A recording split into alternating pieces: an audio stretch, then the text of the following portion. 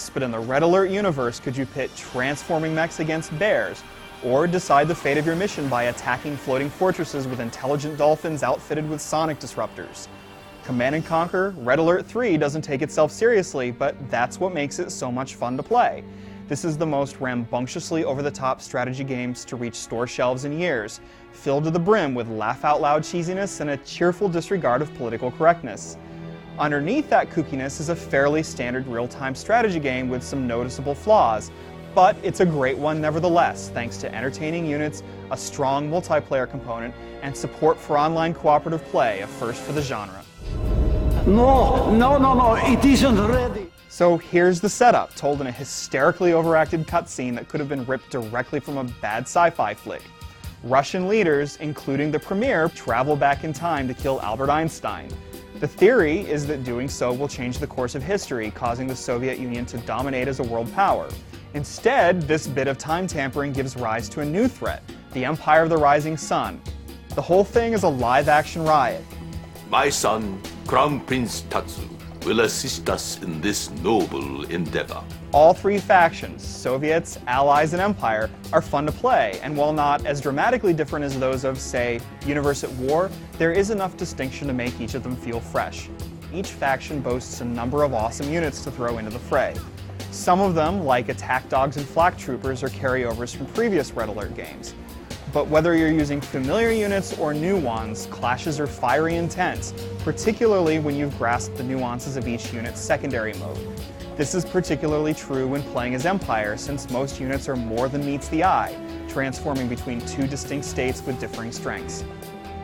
The campaign introduces these units with style, and the size to which some of its maps expand will often keep you busy across the entire map, particularly during the frantic final missions. The gameplay twist within the campaign is the addition of a co-commander.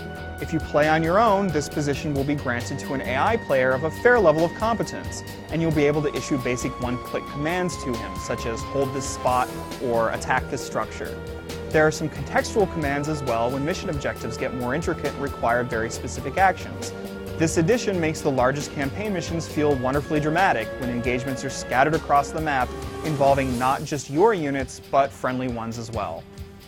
But as with most games, it's better to add a real friend than deal with the occasional questionable decisions of an artificial teammate. Red Alert 3's greatest asset is its cooperative campaign, a first for the genre.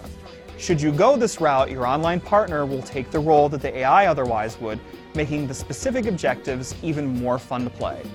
It's a treat to play this way, and as you can imagine, completing a mission with a real-life counterpart is more compelling, and it's a wonder that more strategy games haven't attempted this sort of venture before. Unfortunately, getting another player into the match is a little bit cumbersome. You must choose the mission and then enter the online lobby to issue the invitation, and when you invite the player, the game doesn't offer any feedback on whether the invite's been sent or not.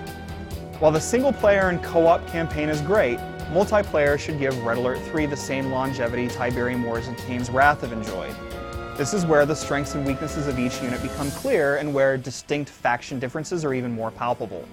All in all, Red Alert 3 is, with a few exceptions, relatively well balanced, and a good choice for competitive strategists who want to showcase their battle prowess online.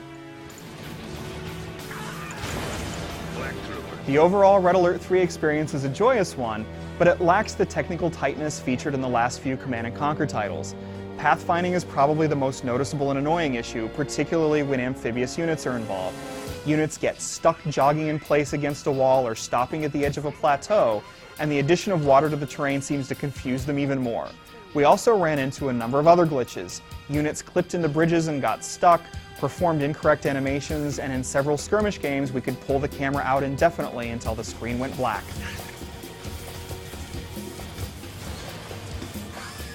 A few problems aside, Red Alert 3's cooperative campaign and cool new faction offer plenty of enjoyment for anyone that doesn't mind a little cheese with their meat. This isn't exactly the genre's next step, but it's a slick and entertaining evolution of a classic franchise that's hard to dislike. But rest assured, that quirky exterior masks a strong campaign and an equally substantial multiplayer component that will keep you and your dolphins busy well into 2009.